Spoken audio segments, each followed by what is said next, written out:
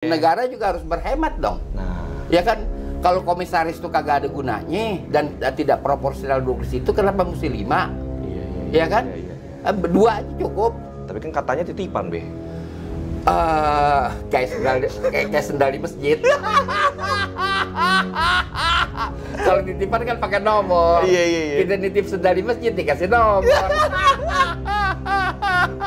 Iya.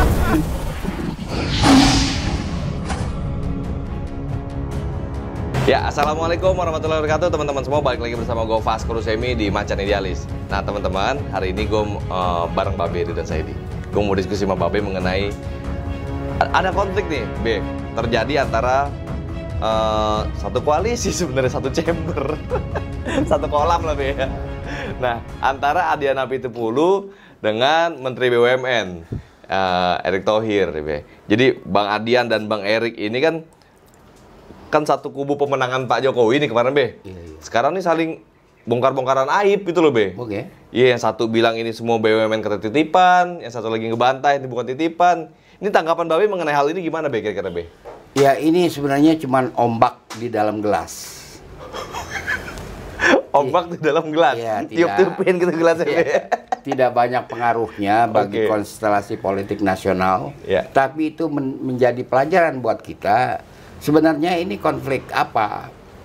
Idealis atau kepentingan? Karena kalau nggak salah yang dipersoalkan mengenai masalah komisaris-komisaris BUMN. Ya, komisaris dan direktur titipan BUMN. Oh, komisaris Titipan dan katanya, Be, semuanya, Be. Oh, semuanya titipan. Katanya begitu. Kata Adian. Iya. Dia orang dalam, masa kita ingkar Oh, iya. keterangan dia kan? Iya, jadi nggak ada keahlian Iya. yang dipakai sebagai parameter menempatkan orang untuk direktur atau untuk komisaris, nggak ada parameter keahlian, ya kan? Iya. Misalnya, setahu saya sih ada orang yang yang suka menulis kolom, artikel, tahu jadi komisaris salah satu jenis tambang gitu kan ya. Itu saya bingung bagaimana caranya dia mengerti masalah tambang gitu di situ kan. Kalau kue tambang saya rasa dia paham. Tapi kalau masalah tambang bagaimana dia bisa paham ya kan? Kalau kue tambang mungkin ya kan. Ini sebenarnya satu bencana saja yang terjadi di BUMN kita. BUMN kan itu milik negara. Lalu mereka ciptakan anak-anak perusahaan. Anak perusahaan seolah-olah nggak boleh bisa dijual, boleh dipindah tangankan, kan nggak bisa. Ya, oke. Nggak bisa. Ya. Harus ditunjukkan aktanya. Ya. Akta dari anak perusahaan itu, katakanlah anak perusahaan Pertamina. Oke. Kan kalau dia pakai akta bikinnya, Ya. di dalam akta itu kan akan jelas bahwa itu milik Pertamina. Dan itu kan ditawar-tawarkan untuk dijual. Dijual, Be. Dijual, ya kan? Lalu didatangkanlah ahli-ahli hukum, ya kan, untuk membenarkan itu. Ya tetap nggak bisa benar. Itu salah, ya kan? Bahwa pemerintah ini krisis keuangan kita paham, ya kan? Tetapi satu, dalam keadaan krisis itu jangan menghayal. Kan hayalan tuh makin menjadi-jadi sekarang. Setelah khayalan akan dapat 11.000 triliun dari Dirty Money, sekarang ada seorang dari Jogja berkhayal lagi bahwa ketika Raffles menyerang Keraton Mataram, Raffles itu mengangkut 570.000 ton emas.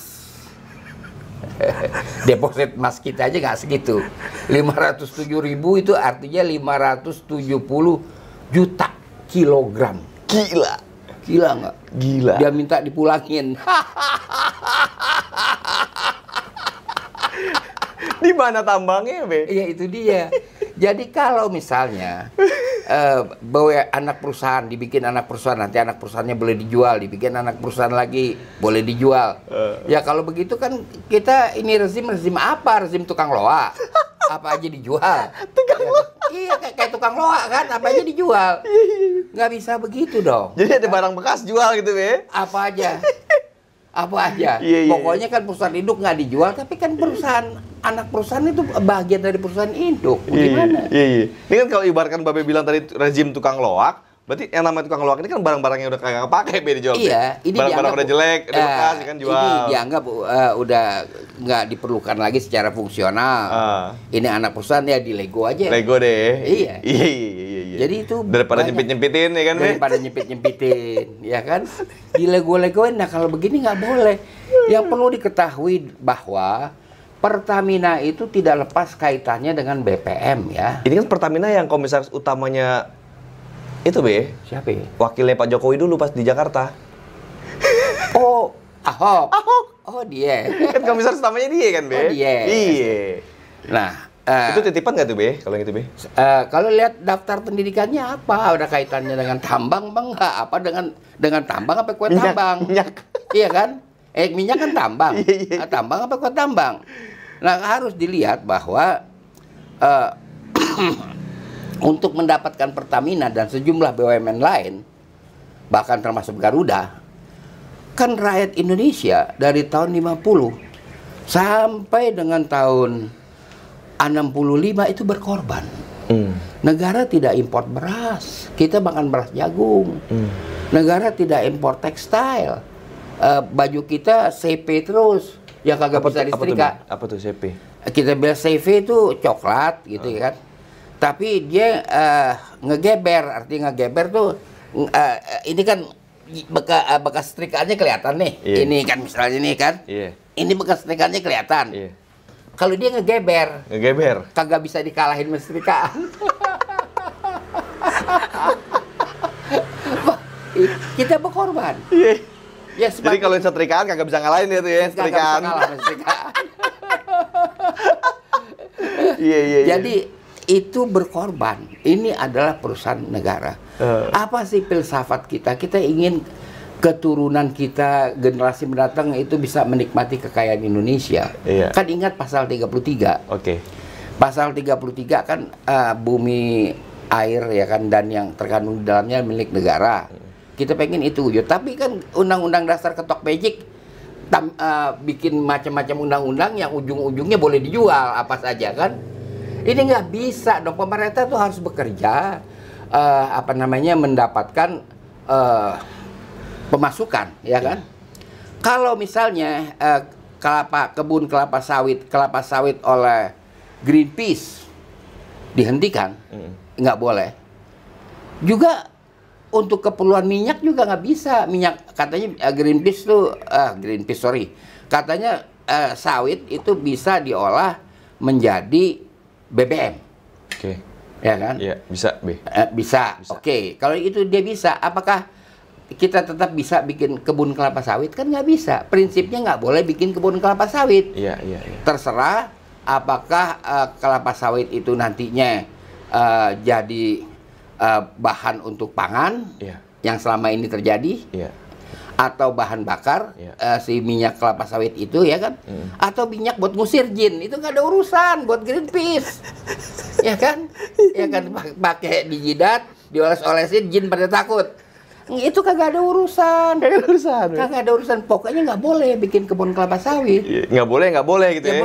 Jangan boleh. segala bikin minyak jin baru boleh gitu kan. Iya, nggak bisa. Jadi ini yang saya lihat, dia udah kalang kabut ini pemerintah ya kan, menghadapi krisis anggaran ini. Krisis anggaran ini kan nanti mencapai puncaknya, kita sebenarnya sudah resesi, bahkan depresi udah, ya kan, nggak ada pertumbuhan lagi, sudah minus. Gimana? Dengan udah minus begini, mau jual apa saja barang nggak bisa dong, karena itu bukan milik Direktur BUMN, Komisaris BUMN, atau Menteri BUMN, itu adalah milik rakyat. Generasi 50 itu merasakan bagaimana kita itu tidak menikmati beras yang enak, tapi beras jagung, ya kan? Generasi tahun 50-an? Iya, kita pakai pakaian ya seadanya. Kita kepengen niru Elvis kan? Tapi kan Elvis tidak pakai celana CV.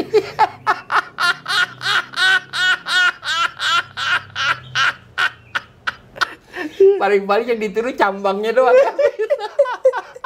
Nggak bisa yang lain baju nggak ketiru. Nggak bisa. Celana nggak ketiru, ikat pinggang nggak ketiru. Iya. Ya banyak kawan-kawan saya ikat pinggang juga kagak kebeli.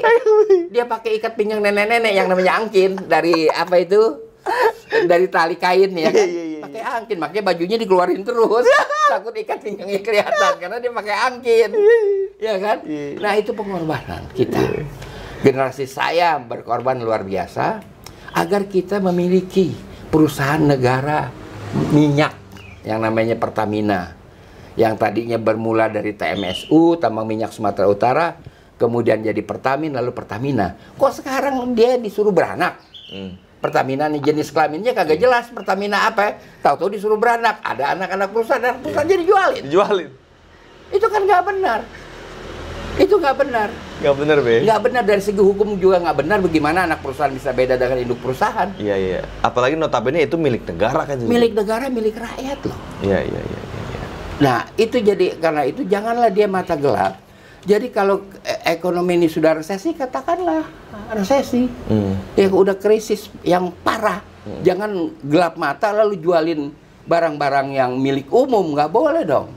Ya kan? Misalnya kita di zaman Jepang kan susah hidup kita. Masa kita jual tiang listrik kan nggak? Karena itu milik umum. Bagaimanapun nggak boleh jual tiang listrik. Susah hidup kita. Iya kan?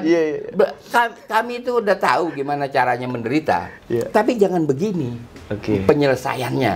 Kalau begini penyelesaiannya, ya Allah, bagaimana pertanggungjawaban kita kepada generasi yang akan datang? Iya.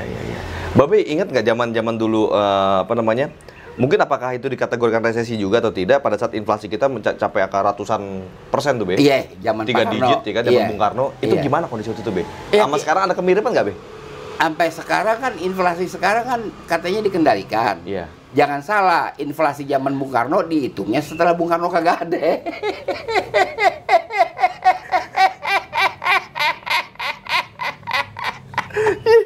Udah Bung Karno almarhum baru diumumkan. Baru dihitung ya. Baru dihitung katanya 600%. Inflasi. Tapi kita yang hidup di zaman itu ya tetap merasa tidak ada perubahan yang drastis.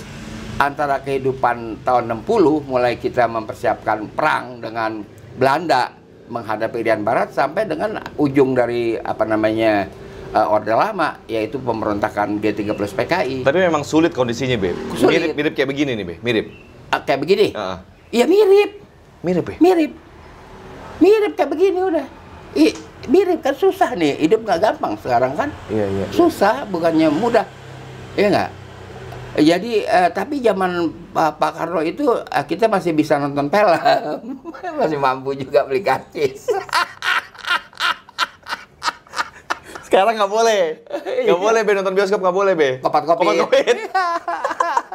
Dulu masih bisa menghibur diri, kan? Iya. Nah, jadi oleh karena itu, menurut saya tetap salah.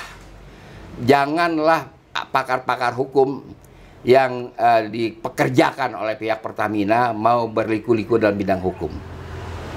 Soal begini kok, otak itu pada dasarnya tidak mau disuruh curang. Iya. Kalau dipaksa otak itu curang, misalnya ini penjualan anak perusahaan Pertamina salah, lalu pakar hukum yang disewa bilang itu benar, dia menyiksa otak dia. Orang seperti ini, sel-sel otaknya akan mati. Dan kematian sel-sel otaknya itu menimbulkan cairan yang menyumbat jalan darah ke otak. Itu yang akan terjadi pada diri orang ini. Sekarang oke, dia dapat honor, ya kan? Jadi penasihat hukum Pertamina kan keren tuh, ya kan? Dia ngomong semau-maunya soal hukum, nggak boleh. Dia menyiksa otaknya sendiri. Oke. Termasuk rezim tukang loak ini. Iya, tukang loak, iya kan? Jadi dia, si pengacara ini udah jadi anggota rejim tukang loak. Iya kan? Iya, jangan salah. Tukang loak itu munculnya di zaman Jepang. Zaman Jepang, Be. Udah ada nih Kang Loak. Iya. Oke. Itu hari kelahirannya. Hari kelahiran Kang Loak. Di zaman Jepang. Iya. Jadi kan gini, Be ya. Ini balik lagi kalau misalnya kita diskusi mengenai BUMN, tadi Pertamina. Sebenarnya kan kalau Pertamina ini kan untungnya ada nih, Be ya. Oh, ada. Untungnya kan besar, Be ya. Iya. Kalau memang untungnya besar, tapi kalau kita nggak merasakan biaya ada subsidi BBM. Kita dari mana tahu BBM dia naik terus, kagak turun-turunnya. Bagaimana kita tahu Pertamina untung atau rugi? Pihak yang berwenang tidak boleh ngeliat balance-nya gimana? Nggak boleh, Be. Nggak boleh. Iya. Bagaimana caranya kita tahu dia untung atau rugi? Iya. Kalau untung berapa juga kita kagak tahu. Iya. Begitu. Ini menarik ya, menarik teman-teman. Jadi memang ekonomi sekarang lagi resesi lah. Bisa dikategorikan, mungkin harusnya sebenarnya udah resesi sekarang. Tapi resesi. Kita mungkin malu-malu kucing aja ngakuin udah iya, resesi kagak kali, mau Be. ngaku. Iya kan? Ngeri loh, Be, resesi tuh, Be. Iya. Artinya kayak orang kencing sembarangan kan, ada bau pesing, yang ngaku kagak ada. Saya yang kencing nih kan gitu. Iya kan? Kagak mau ngaku aja resesi. Iya. Iya kan? Iya, tinggal solusinya bagaimana kita nih, Be. Iya, kita berpikir kan negara kita. Iya, kita berikan solusi kepada rakyat, apa yang harus rakyat lakukan, ya kan, Be? Iya. Hemat-hemat kita, gimana caranya. Dan negara juga harus berhemat dong. Nah. Ya kan? Kalau komisaris itu kagak ada gunanya dan tidak proporsional duduk di situ, kenapa mesti 5? Iya. Iya kan? Iya. 2 aja cukup. Tapi kan katanya titipan, Be. Kayak sendal di masjid. Kalau titipan kan pakai nomor. Iya. Kita nitip sendal di masjid dikasih nomor. Iya. Ya, teman-teman semua, kira-kira itulah yang menarik perlu kita ketahui dari analisa Babe. Babe ini walaupun udah sangat senior, tapi analisanya masih tajam, ngeri emang. Kita ampun deh kalau Babe. Nah, teman-teman coba tulis di kolom komentar bagaimana pandangan kalian mengenai kondisi dan rezim tukang loak tadi kalau Babe bilang. Kondisi rezim tukang loak yang ada saat ini. Tulis di kolom komentar. Yuk kita diskusi bareng. Begini loh. Kan saya tuh suka filologi ya. Iya, Arti asal tuh kata dari mana. Iya. Kalau loak itu bahasa Betawinya buah yang jatuh nggak dipungut orang. Itu loak namanya. Iya. Kalau buah dipuhut, oh ini buah mangga. Iya. Atau jambu. Iya. Tapi mau di bawah dia mau mangga mau jambu. Ya kan kalau dia pecah Kagak bakal dipungut. itu loak namanya. Loak. Iya. Nah, itu yang dijual. Masih ada yang mau. Masih ada yang mau. Buat bikin dulu. jus. Dicuci.